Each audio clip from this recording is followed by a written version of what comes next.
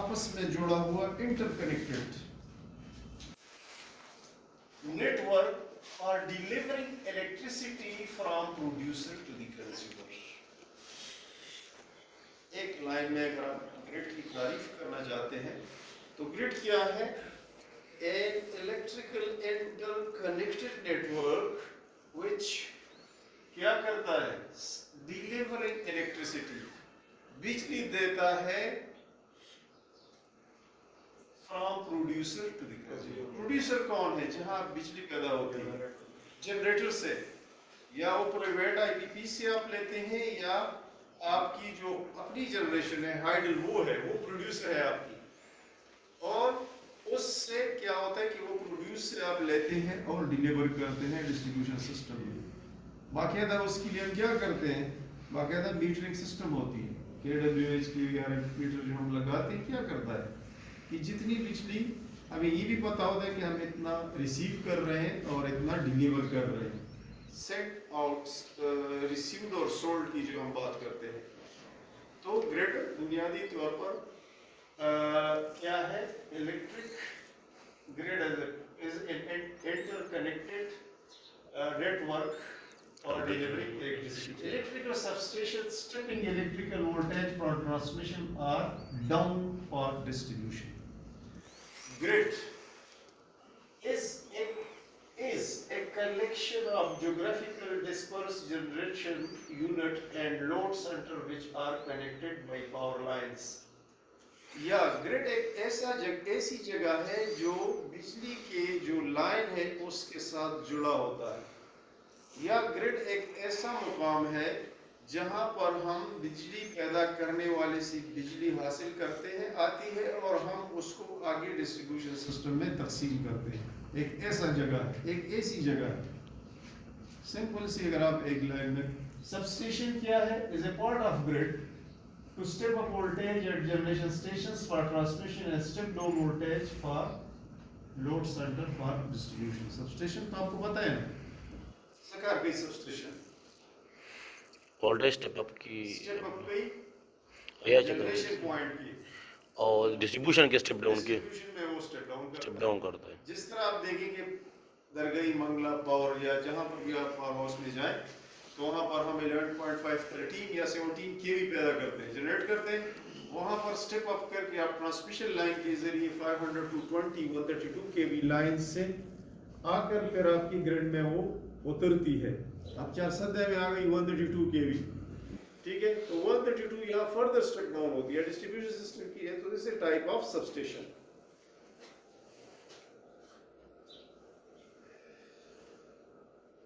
اب کسی بھی گریڈ آپ دیکھیں تو اس میں 12 پوائنٹ ہوتے ہیں، یعنی پہلے ٹاور آپ کا انکمنگ ٹاور اور آؤٹ گوئنگ ٹاور یا ٹرمینل ٹاور اس کو کہتے ہیں.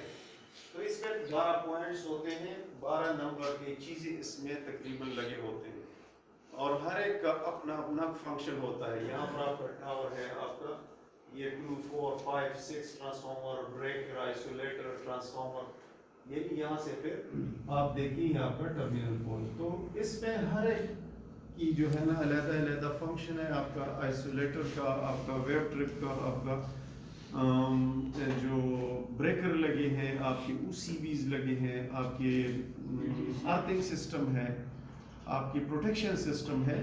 تو ہر ایک کی پھر مختلف فنکشنز ہیں، وہ آگے چل کر اس پر بات کریں گے. لیکن بیسیکلی یہ 12 پوائنٹس آپ کے دو ٹاوروں کے درمیان آپ کی جو اکوپمنٹس ہے وہ تقریباً 12 پوائنٹس سے کنیکٹڈ ہوتے ہیں. یہ بھی اس کا اس بیسک بات ہے. اچھا، اس میں آپ ویو ٹرپ جو ہے بالکل جی، اور یہ آپ کا کیپیسٹیو یہ سی بی ٹی ہے نا، کیپیسٹیو وولٹیج. سی بی ٹی کیا ہے؟ Single phase device step down extra high voltage for protection relay, جس کو ہم سی بی ٹی کہتے ہیں. گریڈ میں یہ لگا ہوتا ہے. یہ سرسری اس کا انٹروڈکشن ہے. اس کے علاوہ اس پر ایک کمپلیٹ اگر ایک چیز کو ڈسکس کرنا چاہتے ہیں تو اس میں پورا ایک لیکچر ہوتا ہے، لیکن صرف آپ کے لیے انٹروڈکشن کے لیے کہ ویو ٹرپ کیا کرتا ہے اور یہ سی بی ٹی کیا کرتا ہے، کیپیسٹر وولٹیج.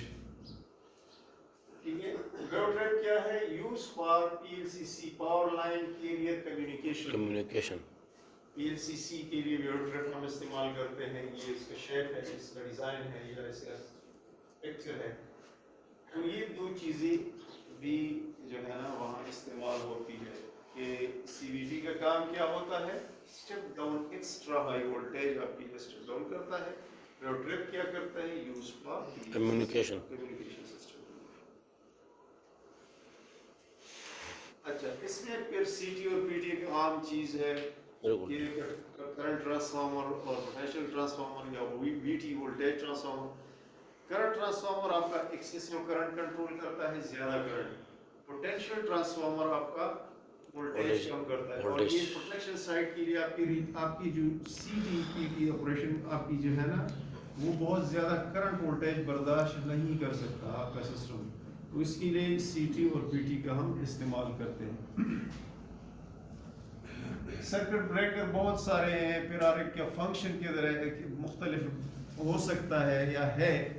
तो सर्किट ब्रेकर क्या है? It is an automatically operated electrical switch designed to protect electrical circuit from damage caused by excess current typically resulting from an overload or short circuit in a basic function।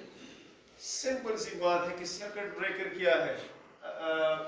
Circuit break करने वाला एक आला है which can disconnect your supply under fault। Under fault. यानी अगर आपके system में कोई मसला आता है तो ब्रेकर ऑफ होता है। ब्रेकर को इत्तला कौन देता है? रिले देता है। रिले आपकी जो है ना एक जासूस है। अगर कहीं एबनॉर्मेलिटी या कोई फॉल्ट आता है तो ब्रेकर को इत्तला करती है और ब्रेकर ऑटोमेटिकली ऑफ होता है। और इसका मकसद ये होता है कि आपके जो आलात और तंसीबात हैं वो शॉर्ट सर्किट से या डैमेज होने से बच सके। तो दिस इज ए प्रोटेक्ट, जिस तरह हमारे घरों में होते हैं आजकल कि अगर शॉर्ट सर्किट आता है तो ब्रेकर ऑफ होता है, ट्रिप होता है, या अमूमन ओवरलोडिंग में भी ट्रिप हो सकता है, ब्रेकर स्टैंड नहीं करता। या हमारे घरों में अगर आप ऑटोमेटिक ब्रेकर लगाएं और लोड ज्यादा हो तो वो ब्रेकर ट्रिप कर जाता है। तो हर एक की कैपेसिटी होती है या सेटिंग होती है, तो उस सेटिंग से अगर आपका करंट या लोड एक्सेस करता है, बढ़ता है, तो ऑटोमेटिकली ऑपरेट करता है। आइसोलेटर क्या है? This is on load device, this is of load device. Isolate, isolate से क्या मतलब है? तन्हा होना, अलहदा करना। आइसोलेशन से निकला है। ये आजकल तो कोरोना में कहते कि आइसोलेशन में चला गया, ये अपने आप को आइसोलेट कर दिया। बिल्कुल। एक बंदा यहाँ से उठकर उस कमरे में अलहदा बैठता है। रीजन पॉसिबल मसलन नहीं कमरा की के नास्तो जो दिजान आइसोलेट। आइसोलेटर क्या है? Is a offload. यानी अगर आप आइसोलेटर ऑपरेशन करते हैं तो इसके लिए जरूरी ये है कि आपका लोड जो है वो ऑफ हो, नो लोड। नो लोड हो। अगर ऑन लोड पर आप करते हैं तो क्या होगा? तो ये एक्सेस फ्लैश होगा। एक्सेस फ्लश क्या होगा? ये डैमेज यानी फैटेलिटी, एक्सीडेंट हो सकता है। ऑफ लोड इसके लिए यानी ये मैकेनिकल है या इलेक्ट्रिकल है या इलेक्ट्रॉनिक ऑपरेशन है इसकी? मैकेनिकल। आइसोलेटर सीधे ऑटोमेटिक थे कि मैकेनिकल में? नहीं मैकेनिकल है सर। ऑटोमेटिक में किसका? नहीं जी, ऑटोमेटिक डिवाइस नहीं ऑटोमेटिक में कितनी लगा सर, और वो तो रिमोट कंट्रोल है सर। आपका आइसोलेटर की ऑपरेशन हाथ के अलावा हो सकती है? ये सर वो सर अभी हाँ रिमोट कंट्रोल आया सर। तो ये आप लोग डिवाइस है। अब इसमें है जो है सर्किट ब्रेकर सी, वो ऑलरेडी आपको पता है कि आयल सर्किट ब्रेकर है, एयर है, SF6 है और वैक्यूम है। वैक्यूम। हर एक की फंक्शन जो है इसका एक पूरा टॉपिक है।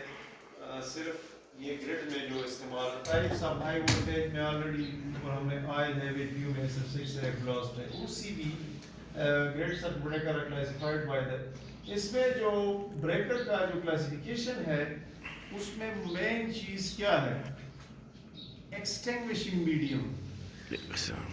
ये आपका जो आर्क पैदा होता है, शोला पैदा होता है, वो आप किस चीज से बुझाते हैं?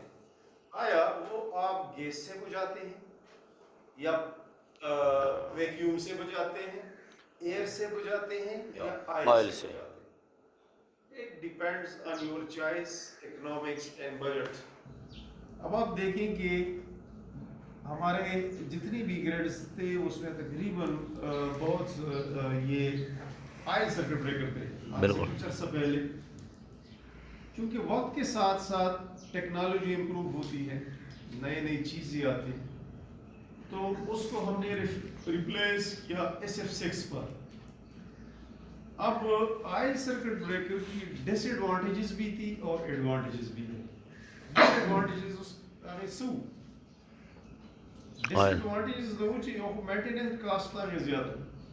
ऑयल आपने चेंज करना होता है, प्रेशर अगर बहुत ज्यादा होते थे किसी बास फीडरों पर बहुत ज्यादा ट्रिपिंग होती थी, DS प्रेशर या ट्रिपिंग में उसका ऑयल खराब होता था, DS खराब हो जाता।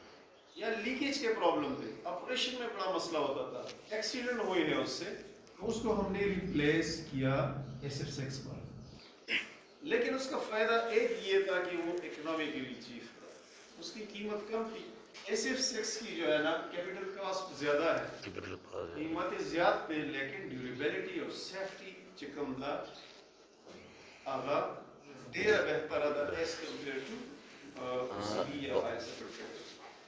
तो आजकल हम इस्तेमाल करते हैं ज़्यादातर SF6 में। इसकी क्वालिटी ये है कि ये क्या करता है, एक्सटिंग्विशिंग आर्क या क्वेंचिंग आर्क इमीडिएटली, बहुत जल्द। ऑयल सर्किट ब्रेकर की ये शेप है। अब आप देखें कि ऑयल इसमें क्या होता था, सिर्फ आपको थोड़ा सा इंट्रोडक्शन देते हैं, इसमें डिटेल में नहीं जाएंगे। इधर आपका ये ब्रेकर है, आपके कंटैक्ट फिक्स्ड और मूविंग कंटैक्ट होते हैं, एक फिक्स होता है, एक मूवमेंट होता है।